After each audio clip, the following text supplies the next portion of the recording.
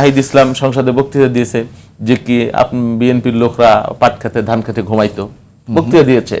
এখন তারা নাকি সব গ্রামে গ্রামের লোক নাকি প্রাউডো গাড়িতে জিপ গাড়িতে সব চড়তেছে। এখন মানে আমাদের বললে এমপি টেমপিদের বললেন এক কথা ছিল, মানে যারা পাট খেতে ধান খেতে ঘুমাইছে গ্রামের লোকরা তাদের উদ্দেশ্যে, অথচ মানে কি বলে এই যে গ্রামের তারা এখন পর্যন্ত তাদের বিরুদ্ধে কি বিস্তর অভিযোগ যে ছেলেরা হলে থাকতো, ক্যাম্পাসে থাকতো, বড় যে সানখার পুলে যায় খাইতো বা নীরব হোটেলে যায় খাইতো, তারা এখন 5 স্টারে খাচ্ছে, দামি দামি গাড়িতে চলছে, এক একজন এক এক নির্বাচনী এলাকায় সরকার অংশ নিয়ে কোটি কোটি টাকার মানে বরাদ্দ নিয়েছে, নানান অভিযোগ, বদলি বাণিজ্য, কোটি টাকার অভিযোগ এক একজন। তো আমাদের ছেলেরা বলে আন্দোলন তো আমরাও করেছি বিগত দিনে 17 বছর, তা আমরা তো ওয়েস্টিনে একদিন যাইতে পারলাম না, আপনি আমাদের কেন নিচ্ছেন? এমপি হইলে কি হয় ভাই, আমরা কি অবস্থার মধ্যে আল্লাহ জানে আর আমরা জানি। কখন রাত কখন দিন কখন এই টক শোতে ডাকেন, লেখা নাই, পড়া নাই, জানা নাই, শোনা নাই, ইনফরমেশন নাই, আউলে আন্দারি, চাহবাজি, গুলতানি, মাইরে যাওয়া, দিস ইজ নট, এটা তো কোনো কথা হইতে পারে না, কোনো সিস্টেমই না। আমার এই সিস্টেমটা একটু ভয়ঙ্কর খারাপ।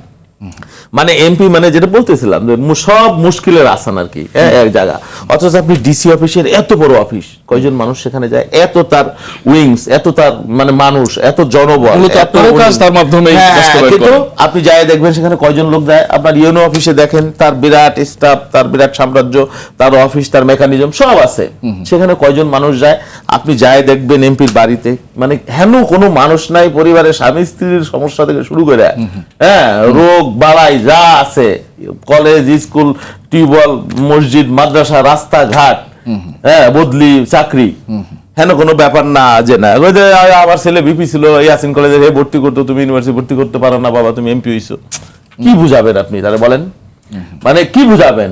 রিটার্নে পাস করে আইসো, এটা দিয়েই দিতে লাগবে চাকরি, এটা কেউ কিছু বুঝতে চায় না। আমার এক বন্ধু 37 বার গেছে ঢাকা থেকে ইলেকশন করতে আমার নির্বাচনী এলাকায়, আমার খুব নিকট মানে বন্ধু, দীর্ঘদিন রাজনীতি করে না, আমার সাথে একবারও দেখা হয় নাই, সত্যি কথা। এখন সে যদি আইসা একটা বদলি করে দাও বন্ধু, আমি যদি না পারি তো কেমন লাগবে বলেন? তারই বা অবস্থান কি হবে, মন মানসিকতা কি হবে? তো দিস ইজ রিয়েলিটি। এখন আমাদের দেশের এমপি, এখন এমপির বেতন হলো 2 লাখ, 2.5 লাখ টাকা, সব মিলিয়ে বিল টিল দিয়ে এরকম পাওয়া যায় আর কি।